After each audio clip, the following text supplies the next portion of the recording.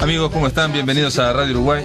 Bienvenidos a La Máquina de Pensar. ¿Cómo andan? ¿Cómo lo están pasando? Espero que bien. Arrancamos La Máquina de Pensar. Último día, vamos de lunes a jueves con Nano en controles de emisión, con el flaco Germán en la puesta a punto. Saben, esta semana estuvimos hablando cada día un poco de Luis Eduardo Aute, de sus características. Ayer hablamos con Eduardo Nogareda de esa obra que tiene Luis Eduardo Aute, multifacética, y sobre todo en canciones. Y hoy le vamos a dar la bienvenida a un cantautor uruguayo. ¿Cómo le va? ¿Cómo andás? Todo bien. Bordoni, Walter Bordoni. ¿Cómo andás? ¿Cómo andan? ¿Todo bien? Walter Bordoni, yo te decía fuera de micrófonos, la idea era conversar de tu último trabajo y de lo que vas a hacer ahora, que estás haciendo con Jorge Galimiri y Fernando Ulivi en el Teatro Victoria. También vamos a hablar de tu faceta como escritor, que empieza ahora, Walter Bordoni, pero digo, empieza ahora públicamente, ¿no? Porque es un hombre que está escribiendo hace mucho tiempo. Pero si te parece, arrancar un poco con esto de Aute que estaba conversando fuera. Yo te decía que probablemente vos sos el único cantautor, eso me di cuenta hoy o ayer me di cuenta, que tanto Aute como vos en tu obra son cantautores que citan a otras obras, citan libros, citan escritores, citan películas, citan otras canciones, citan a otros músicos, pero no como una guiñada en una canción, sino que hay 10, 12 citas en una sola canción, ¿no? Sí, no sé si soy el único, habría que rastrear, pero en Uruguay, pero ciertamente soy muy citador. Citador, sí, es una máquina de citar el nombre. Ahora escuchaba una canción, no me acuerdo cuál era, y empezabas citando El sabor de la cereza. Sí. Pero si alguien no sabe que eso es una película iraní, digo, en su momento tuvo mucha repercusión, pero citar una película iraní, sí. Es un doble salto mortal, ¿no? Porque digo, no todo el mundo sabe que es, ¿no? Puede remitirse a esa película iraní. Sí, claro, pero en ese caso en particular, bueno, es una canción de amor que es la primera frase que dice es el sabor de la cereza. Y quizás para el que escucha la canción y desconoce que es el título de una película iraní, como decís vos, igual no importa, porque la imagen vale por sí misma también. Y de repente, yo siempre fantaseo un poco con eso, de repente hace que alguna persona, a raíz de haber escuchado esa frase en esa canción, termine yendo a la película.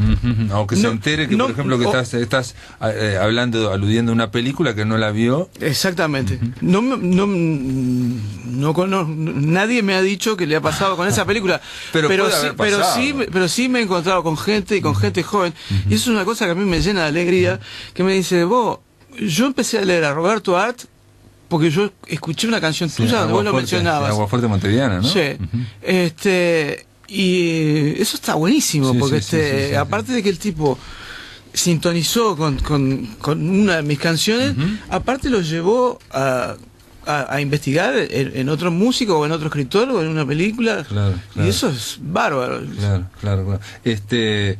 Eso también habría que preguntarle a Aute, pero digo, Luis Eduardo Aute lo viene haciendo desde hace muchísimo tiempo, bueno, vos también, y que se requiere por un lado una gran cultura, porque digo, la canción no es esto que estamos hablando de tu canción, la canción de Aute, no es algo académico o no es algo para citar, digo, hay una cuestión de juego también, ¿no? Sí, totalmente.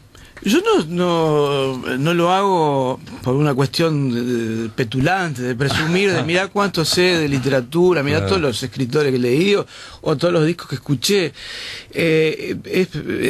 La literatura, el cine, ni hablar la música, son parte tan indisoluble de mi vida que por eso te decía, en esa canción que se llama Túnel de Salida, es una canción de amor cuya primera frase dice El sabor de la cereza, es una canción dedicada a la que hoy es mi mujer y que la noche que... Esto es una confesión pública. La noche que nos hicimos novios, fuimos a ver El sabor de la cereza a Cinemateca Positos. Y si seríamos bichos raros los dos, que los dos ya habíamos visto la película antes, cada uno por su lado. Sí. Y ese día decidimos ir a ver de vuelta, pero juntos, esa película. Entonces, para mí es muy natural que cuando yo escribí esa canción para mi compañera, el sabor de la cerveza estuviera. Claro, como está la barra del bar Outes, como hay otras imágenes que aparecen ahí, ¿no? Claro, en eso también tenés también hay una afinidad con Luis Eduardo Aute, porque algo que mencionaba ayer Eduardo Nogareda es que él también mecha en esa cuestión universal de citas culturales, de canciones, cosas cotidianas, cosas íntimas, ¿no? Cosas que le pasaron, digamos, ¿no? Mira, estaba pensando en otra frase de una de mis canciones en Barrio Virtual, que alguna gente me preguntó y me dijo, vos, pero ¿cómo mezclás? En Barrio Virtual hay una frase que dice entre la Ámsterdam y Jorge Luis Borges. Y bueno, Borges es parte de mi vida y la Ámsterdam también. Claro. Y para mí eso es muy natural. ¿Y por qué no pueden estar juntos? Si en mi cabeza y en mi vida conviven. Claro. También citás mucho a Onetti, eso es una cosa que yo dije esta semana, digo, que me parecía que Luis Eduardo Aute era el único que yo conocía que citaba en dos canciones específicas a Onetti, que estamos hablando, él tiene referencias de cultura francesa, española, no sé qué, pero él también la cita. Pero vos en tu caso, no solo lo citás, usaste la voz de Onetti, y, digamos, y obviamente títulos que también no todo el mundo puede saber, que Para una tumba sin nombre es, vos tenés una canción que se llama Para una tumba, o Díaz Grey, que están fumando el último con Onetti. Sí. No, fuera de micrófono recordábamos también que en el primer disco de Jaime Ross hay una canción que se llama El infierno tan temido, ¿no? Que es un cuento digamos, de los más grandes de Sí, es un cuento de Onetti. Sin embargo, la canción habla de otra cosa. No tienen, bueno, digo, él lo ha dicho que lo inspiró, pero uno escucha esa canción y no tiene nada que ver. Bueno, yo en mi último disco está Para una tumba sin nombre, que es un tema que habla básicamente de la temática de los desaparecidos, o sea que no tiene punto de... Y al otro que le robé un título es a Sábato, porque hay una canción que se llama Antes del fin. Antes del fin. Y bueno, y la cifra infinita, ¿no? Bueno, ese es un concepto más bien borgiano, pero no recuerdo así que haya algo, que haya algún texto que llame. Pero sí, me parece que era muy borgiano. Es un concepto totalmente borgiano. Pero a su vez, yo puedo decir, bueno, Antes del fin yo le afané el título a Sábato, pero mucho antes que Sábato publicara su libro impresionante, Antes del fin, hay una canción de un cantautor brasilero, en este caso, que yo admiro muchísimo, y que es otro tipo plagado de citas en sus canciones, que es Belchior. Mirá. Sí, en el disco Alucinación del año 76, Belchior tiene una canción que se llama Antes del fin, así que capaz que Sábato le afanó el título a Belchior. Sí, claro, no, eso es algo que tampoco importa demasiado. Por ejemplo, en otro momento mencionás Las hojas muertas. Y digo, hay que agarrar al vuelo, que estás hablando de otra canción, ¿no? Claro, pero ahí en ese caso es una canción que habla del Darno y de mi relación con el Darno. Y Eduardo, en muchos espectáculos, hacía una versión de Le Feuille Morte. Por eso yo menciono las tristes hojas muertas, ¿no? También haces guiñadas, por ejemplo, a Sansueña, haces guiñadas, obviamente, a Santa María. Yo te decía fuera del micrófono que probablemente otros cantautores habrán mencionado a Santa María. No ubicaba que hubieran mencionado específicamente a Onetti o a Díaz Grey. Pero bueno, es parte de tu... O por ejemplo, en otro momento hablas de la Sherezade y de La que atraviesa el espejo. Sí. Bueno, pero ahí está, esa canción que se llama Los Cuenteros y está dedicada a los narradores, tanto a los escritores como a los narradores orales.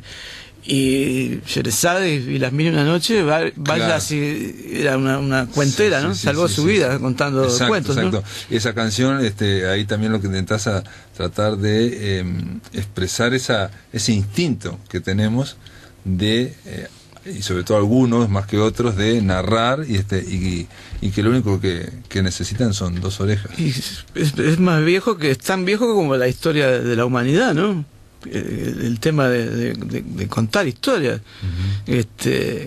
No hay por qué ir a escritores consagrados. La madre o el padre o la abuela que le cuenta un cuento al niño antes de dormirse, ¿no?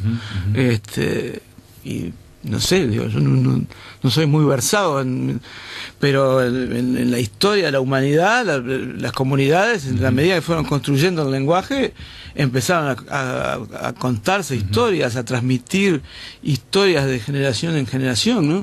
Y vos, Walter, que tenés una trayectoria como cantautor, sin embargo, tenés como mucha afición a la literatura, ¿no? O sea, sí, hay una cuestión, hay una afinidad, y nos dijiste que estás a punto de sacar un libro de cuentos. Sí.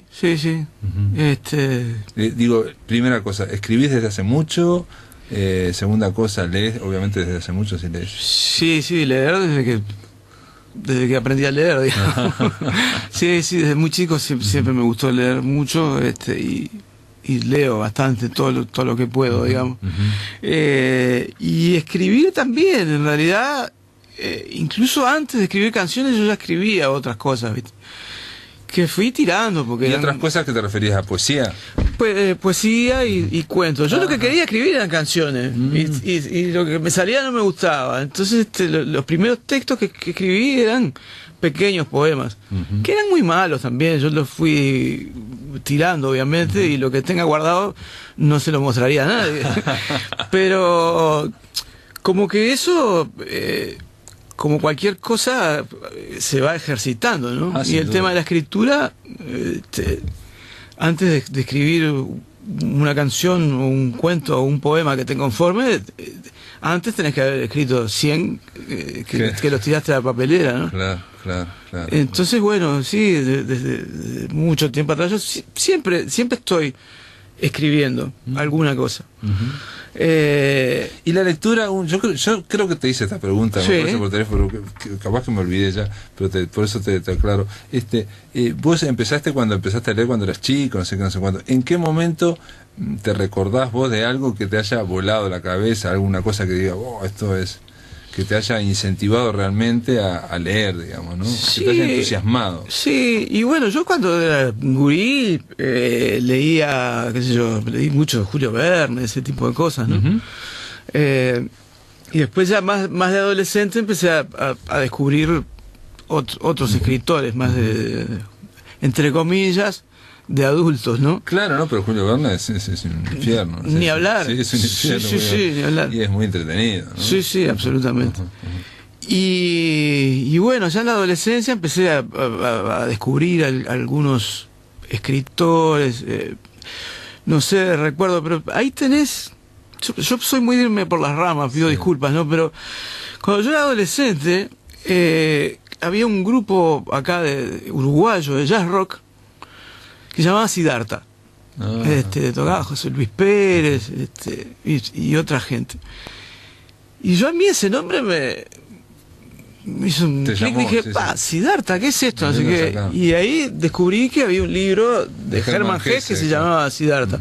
Y bueno, ese grupo uruguayo de jazz rock me llevó a leer Siddhartha, y Siddhartha me llevó a leer El Lobo Estepario, Demián, etcétera, ¿no? Claro. Ese fue uno de los escritores que descubrí así en la adolescencia. Es un escritor que es hipnótico también, Hermann absolutamente, Hesse, ¿no? O sea, realmente, sí. No es que sea súper entretenido, pero tiene una profundidad, me parece a mí, que te hace ver la vida de otra manera. Impresionante. ¿No?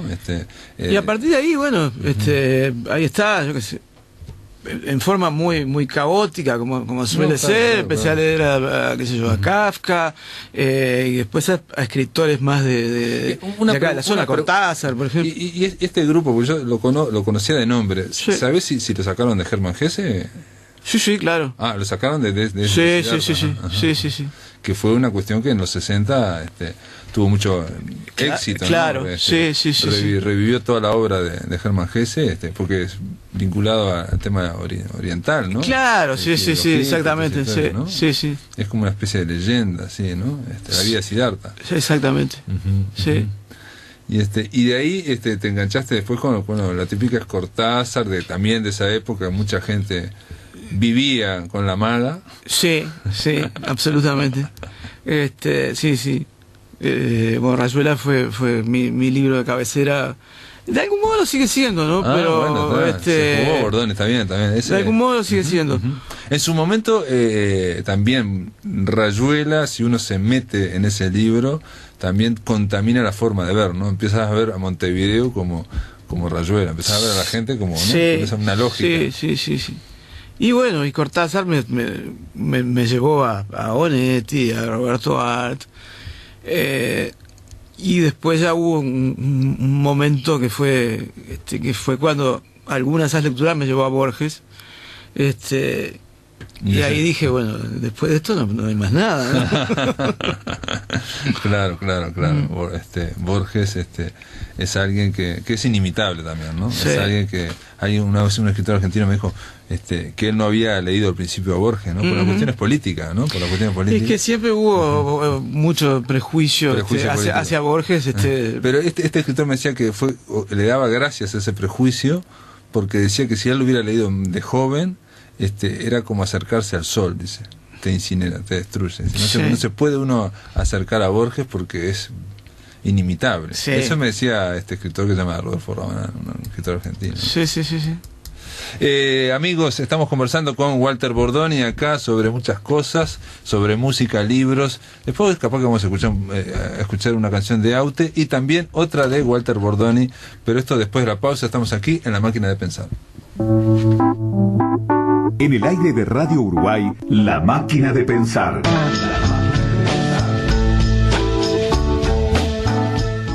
Estamos con Walter Bordoni, aquí conversando también, fuera micrófono, seguimos conversando y recorriendo el espinel de otros cantautores. Yo te decía, te preguntaba por Aute, digo, porque no sé si te interesó su trabajo, si te interesa en su momento. Me gusta mucho, sí.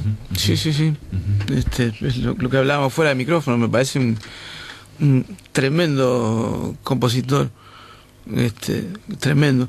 Y a nivel interpretativo también me gusta ese planteo más austero, ¿no? que tiene el timbre de voz, esa manera de cantar me interesa mucho, me hace acordar a cantautores que seguramente influyeron mucho en él, como Leonard Cohen o como Donovan, ¿no? Sí, él es fanático de Cohen. Sí.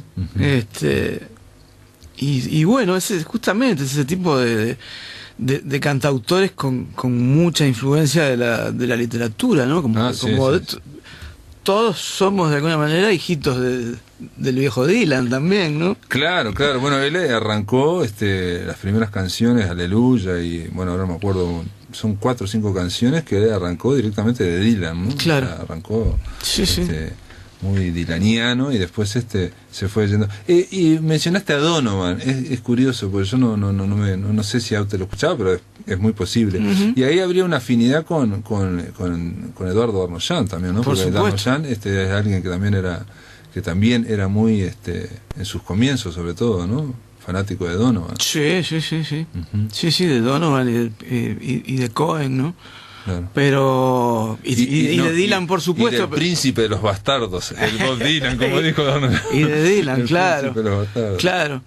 Pero si analizás, el Bocha Benavides decía eso y creo que tiene razón, ¿no? Que por supuesto la influencia de Dylan en el Darno es muy grande, y la de Leonard Cohen también. Pero desde el punto de vista interpretativo de la manera de cantar, la mayor influencia en el Darno es de Donovan. Es Donovan. Sí. Él también creo que le gustaba italiano llamado Angelo Branduardi. Sí. También, ¿no? Sí. Decime, Walter, o sea que a vos te parece que Aute funciona como compositor. Bueno, obviamente tiene una extensa obra, ¿no? Tiene muchas canciones. Y en el caso tuyo, ¿qué te gustaba cuando eras chico, cuando arrancaste para pensar, escribir canciones? Y bueno, a mí la música que me provocó la enfermedad de la música, valga la redundancia, fueron los Beatles. Ajá. claramente. A partir de ahí fue un cambio absoluto. Y era una cuestión absolutamente enfermiza, ¿no? Y después, bueno, fui descubriendo otras cosas, el rock progresivo de principios de los 70, Pero y cosas más de acá, ¿no? En esta canción también lo hablas de Tomorrow Never Knows, ¿no? Sí, claro. También es otra, o en Yesterday también son que canciones que citas de los Beatles. Sí. Es que los Beatles están en mi vida, como el vaso de agua que tomo en la comida. Bueno, igual. En ese sentido también, el lunes cuando hablamos de Aute, Debussy dijo que Aute, en este disco Alevosía, hay una canción que se le dedica a John, Paul, George y Ringo, ¿no? Claro. O sea, le dedica una canción. Sí. Por los momentos que pasó, o sea, como oyente, ¿no? Absolutamente, ¿no?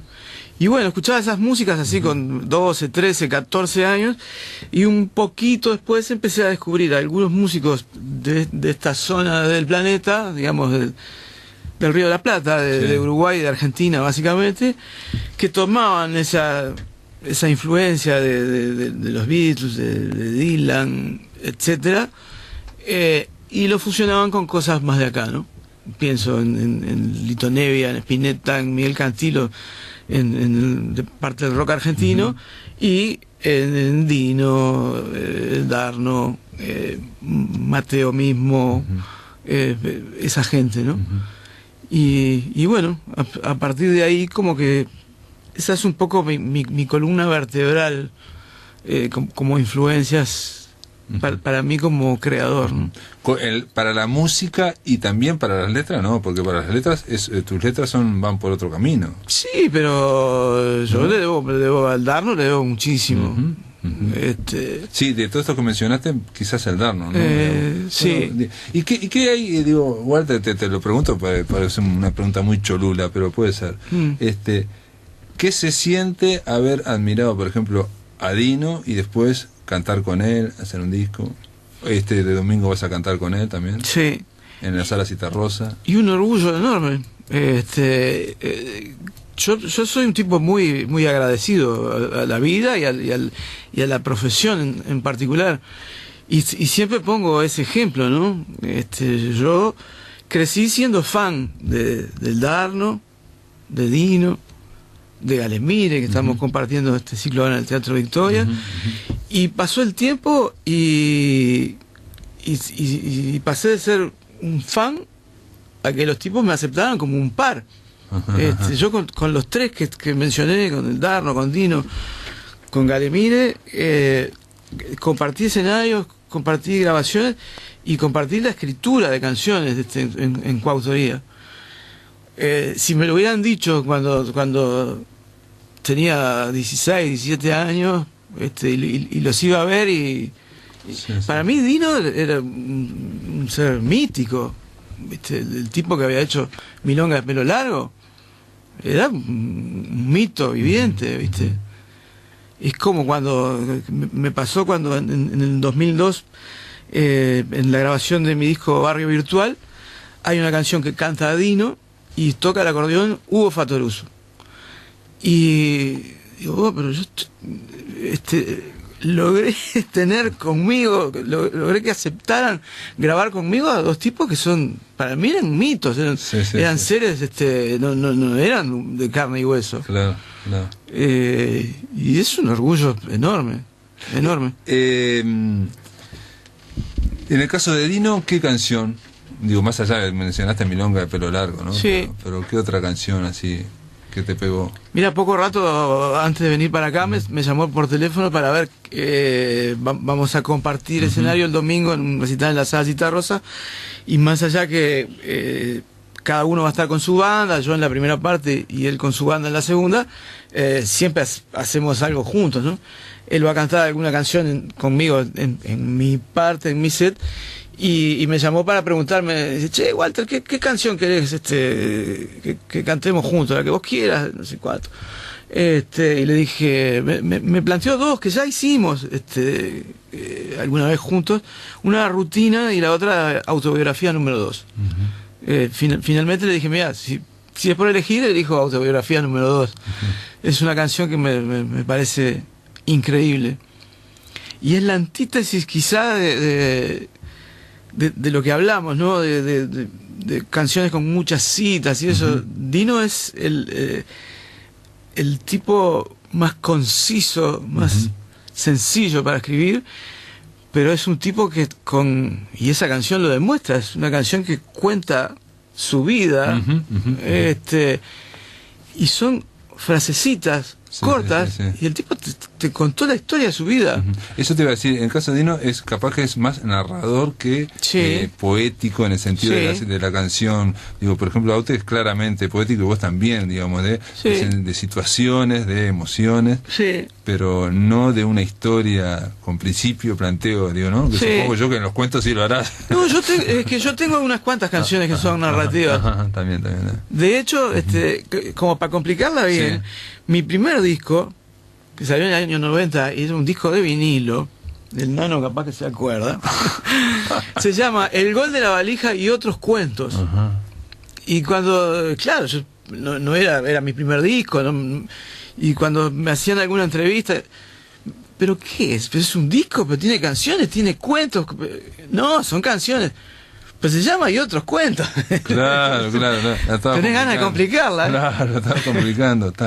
Y Walter, estás, ya dijimos que estás todos los sábados de marzo y abril, esto no lo dije, con Marte para los marcianos en el Teatro Victoria, que está en Río Negro 1479, a partir de las 21:30, con Jorge Galemire y Fernando Ulivi, que ellos ya habían hecho algo de marciano previamente, ¿no? Sí, el título Marte para los marcianos lo reutilizamos porque ellos dos habían hecho un ciclo en el 2005, ya hace unos años, ¿no? Pero todavía hay pintadas y grafitis por acá en el centro de la Ciudad Vieja. Reclamando. Alguno queda que dicen Marte para los marcianos.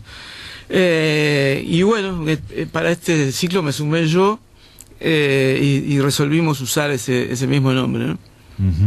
Y en este caso el planteo es: cada uno toca sus canciones separados, juntos, como la historia. No, justamente una de las cosas que nos planteamos desde el principio es: si vamos a hacer esto juntos, no vamos a hacer un recital más. Es decir, vos tocás tus canciones, yo toco las mías, y al final, all together, hacemos una, todos juntos. Todo. Claro. No, estamos todo el tiempo los tres tocando o cantando, salvo un pequeño espacio donde justamente hay una canción de cada uno, donde cada uno está solo. Después en el resto nos acompañamos mutuamente, cantamos, todos metemos la cuchara en los temas de todas las versiones. Hay muchas canciones nuevas y de las nuevas muchas son coautorías, justamente. Hay coautorías de Gale con Ulivi conmigo y de Gale conmigo, escritas especialmente para este espectáculo. Pero a su vez, de las canciones viejas, digamos, o que ya están grabadas en discos nuestros, las versiones son todas diferentes a las que pueden escuchar en los discos, y de repente hay una canción mía donde yo no canto o apenas canto en un estribillo, y lo mismo en las de aquellos, ¿no? Cuando vos decís que cada uno mete la cuchara, digamos que digo, no solamente tocando, sino tratando, dándole una versión a la canción. Exactamente, sí. Hay mucho trabajo vocal. En general en la mayoría de las canciones estamos cantando los tres, hay mucho laburo en eso. Y también otra de las cosas que quisimos decir, no hacer un recital más, es hacer un espectáculo que fuera un ciclo, que fuera en un teatro chico, que permitiera la cercanía con la gente, y de que tuviera un cierto, sin ser una obra de teatro, ni una comedia musical, ni nada por el estilo, pero un planteo escénico más concreto, y que no fuera esa cosa que solemos hacer siempre, de sentarte y decir, bueno, ahora voy a hacer una canción, se llama así, que la escribí en tal año y que habla de tal cosa.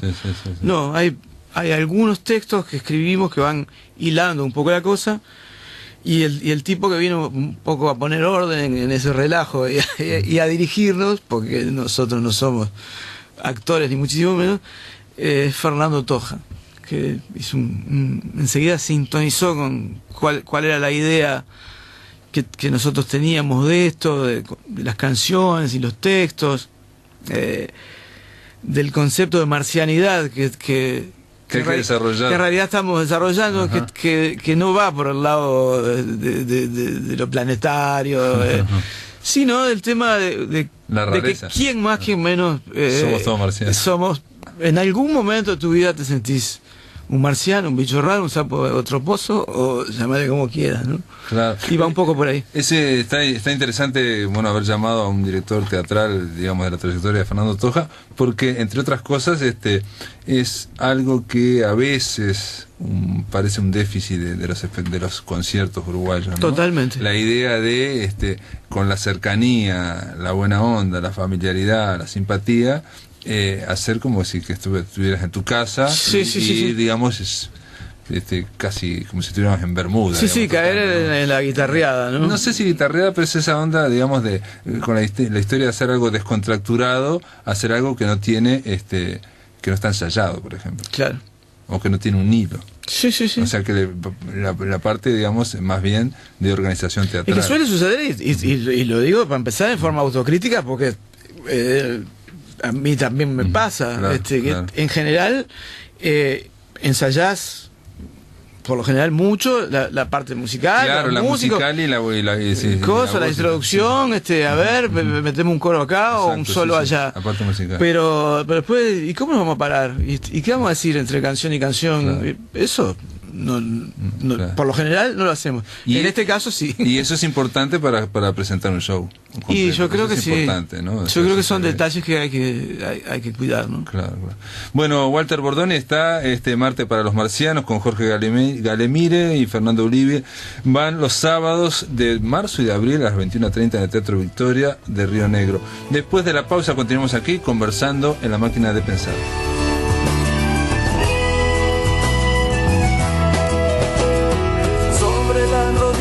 De algún tío inmigrante, bajo la blanca luna del tubo lux de un bar, al calor del primus o la hoguera sagrada, o en el húmedo frío de la celda de un penal.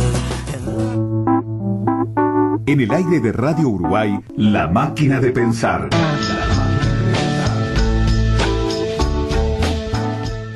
Continuamos aquí, amigos, estamos en La Máquina de Pensar, estamos conversando con Walter Bordoni. Bueno, estábamos hablando de escribir. Walter, sos un lector contumaz, dijeran algunos, y te pusiste a escribir cuentos. Estos cuentos, ¿cómo son? ¿Los has ido escribiendo a lo largo de mucho tiempo? ¿Cómo fue ese proceso? Porque yo me imagino, te pregunto, no sé cómo es el tema musical, pero digo, ya a esta altura vos haces una canción y obviamente después hay que producirla, hay que vestirla, arreglarla, en fin, no sé. Pero puede ser que vos hagas una canción y se la muestres a alguien para ver qué le parece, si no estás muy convencido o no, o a esta altura sos vos el que dice esto está funcionando. No, es que las canciones sí o sí las terminás mostrando, digo, a tu entorno, digo, a los músicos que tocan contigo. Últimamente, en el caso del último disco, yo trabajé con un productor artístico que es Alejandro Ferradas, y obviamente yo le mostré todas las canciones, cuál era la idea que yo tenía del disco. ¿Y le mostraste más canciones, por ejemplo, y él dirigió, o fueron todas las que vos habías definido? No, en realidad hubo una canción que no entró en el disco, pero fue por decisión mía. Él estaba bastante enroscado con esa canción también. Pero no. Pero por supuesto que cuando yo decido mostrar una canción es porque estoy totalmente convencido que ya funciona. Que que para mí está terminada y que a mí me conforma. Correcto. Y si no la mostrás. Claro. Sí. La pregunta viene porque, te preguntaban la música, porque el tema de la literatura es otra cosa, es me diferente. Parece, en el sentido de que uno puede escribir, pero necesita distancia con el texto. A veces la distancia te la da, dejar pasar 6 meses y después leerlo y verlo, ¿no? Sí. O la otra es dárselo a otro que tiene distancia, que no tiene esa cercanía que uno tiene, ¿no? Sí. No, yo creo que bueno, yo hice las dos cosas, ¿no? Estos cuentos que están en este libro los releí y y corregí y reescribí cosas muchas veces y mucho tiempo, ¿no? Y a su vez, bueno, el libro va a salir por la editorial Yauguru. Yauguru, sí, de Maca. Y ¿Cómo se llama el título? ¿Cómo se va a llamar? Penúltima apuesta. Penúltima apuesta. Y justamente yo con Maca tengo una relación de mucho tiempo, no estrictamente literaria y mucho menos como editor, digo. Maca diseñó varias carátulas de discos míos, ¿no? Claro, además que lo conozco como poeta y como artista No, pero plástico. aparte como lector es muy buen lector también. Bueno, Es buen lector. y yo justamente basado en esa confianza que tengo con él, porque claro, en esto de la literatura tengo cierta edad, pero soy novato, es mi primer libro. Entonces, a mí había cosas que me parecía que el libro, a mí personalmente, me convencía. Ajá. Pero no tengo el oficio ni la experiencia como para estar tan seguro, como sí me puede pasar con la música. Claro, Porque claro. después de unos cuantos discos arriba y qué sé yo, ya es otra historia. Y aparte, como te digo, la tarea musical siempre es más colectiva. Es más colectivo. Siempre es más colectiva. Esto es muy solitario y aparte estas voces Y a su vez las canciones... y muy cercano. Y a su vez las canciones, por lo general, antes de grabarlas en un disco, las cantaste en vivo. Claro.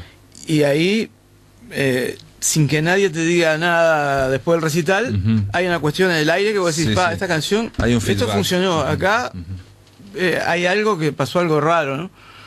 En el caso de los cuentos, de las novelas, no. No hay nada. de eso, no, Entonces, bueno. Aparte, digamos, en una canción, digo esto que estás diciendo, no solo ocurre, sino que es casi instantáneo, digamos. Claro, O sea, exactamente. Mostrar una canción, cantar una canción, esos 3, 4, 5 minutos, es instantáneo, digamos. Exactamente. No hay grandes elaboraciones intelectuales, digamos. Ahí sí hay una cuestión de sensibilidad, ¿no? Exactamente. En cambio el otro vos puedes editar, esto te lo aviso desde ya, ¿no? O sea, sacás el libro, lo presentás y pueden pasar un mes, 2 meses hasta que alguien te haga un Absolutamente. retorno, Sí. ¿no? Un pintor expone, presenta una exposición y ya todo el mundo va y mira y bueno, ya ahí también se puede dar cuenta, ¿no? Sí. Pero- Porque la tarea del escritor es solitaria y la del lector también. Exactamente, totalmente. Porque así. por lo general, digo, uno no lee en colectivo. No, pero y aparte, vos lees en tu casa. y el verdadero lector, digamos, lee para él y no le interesa comentarlo después, ni mucho menos. Claro, sí. O sea, es por propio placer. Es un viaje a la mente del lector. Absolutamente. Y en este caso se lo diste a Maca con estos cuentos y a nadie más. Se lo mostré a Maca, lo presenté en otra editorial, que No tuvo mucha. la respuesta fue el silencio. Sí. Que es la peor respuesta, ¿no? Porque que te digan, a mí me pasó alguna vez que pasó un año y vino preguntando hasta que al año me dijeron no. Y yo digo, bueno, menos mal, digo, ¿no? Que te digan no, está. Claro, es muchísimo mejor. Que el silencio. Sí. Sí, no. Pero en el caso de Maca, yo le dije, vos con franqueza, nos conocemos hace muchos años, Sí. léelo, a ver qué te parece. A mí me parece que hay cosas que están bien, pero vos tenés otra mirada, no solo como artista, sino como editor. Claro. Y me dijo, mirá, a mí me parece que sí, que esto es mostrable. Decime y Me sugirió algunas cosas, Claro. A partir de eso yo también reescribí. bueno, pero eso es buenísimo, por ¿no? supuesto. Que la retroalimentación, que te diga, mirá, acá cae un poco. Por o supuesto. esto Sí. está bárbaro. Pero ya te digo, en el tema de las canciones es muy natural. Cuando vas a ensayar con los músicos o cuando se la mostrás, hasta con los técnicos de grabación pasa que te dicen, che, mirá, esta frase como la estás cantando no se entiende nada. Ahí tenés que o sacar una palabra o cantarla distinto. Claro. Es mucho más natural. En la escritura no. Y en el caso de estos cuentos, bueno, cuando salga el libro vamos a hablar también ya, sí, ¿no? Y pero son ¿cuántos años tiene el más antiguo, por ejemplo?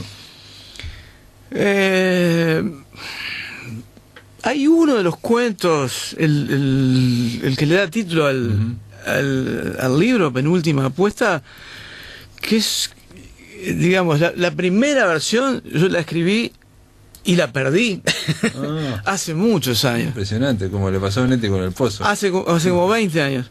Y lo perdí. Pero en realidad tenía en la cabeza todo. Y lo reescribí todo más recientemente en el proceso del proceso de hacer este libro. Sí. Mirá. En realidad, bueno, los cuentos tal cual están fueron escritos en los últimos 3-4 años, más o menos. Sí, son recientes, entonces también para un cuento, digamos, porque... El grueso no, pero la mitad de los cuentos, más o menos, provienen de ejercicios de un taller de escritura que yo hice. ¿Fuiste a un taller? ¿A dónde se puede saber? En realidad fue en el éter. Yo hice el taller virtual de escritura según Lebrero. No joda. Sí. No sabía que había Sí. Entonces yo siempre lo cuento, que para mí era muy raro recibir las consignas, el taller virtual, ¿no? Por internet, recibir las consignas y que al final dijera saludos Mario, ¿no? Claro. Y es como sentir que estás dialogando con un tipo del más allá, ¿no? Sí. Ese taller a mí en cuanto que era grosso, digamos, lo ves un gran escritor, ¿no? Sí. Por supuesto, sí. No, y además de que lo considero un gran escritor, en particular a mí ese taller que coordina la que fuera su socia en vida, la escritora Gabriela Oneto, a mí me sirvió muchísimo para pulir una cantidad de cosas que yo me daba cuenta que a mí me faltaban, como narrador, ¿no? Claro, te das cuenta que faltaban, pero no sabías dónde estaba la carencia. Sí. Y realmente ese taller de Lebrero, yo a todos los que me han preguntado lo recomiendo ampliamente, porque lo que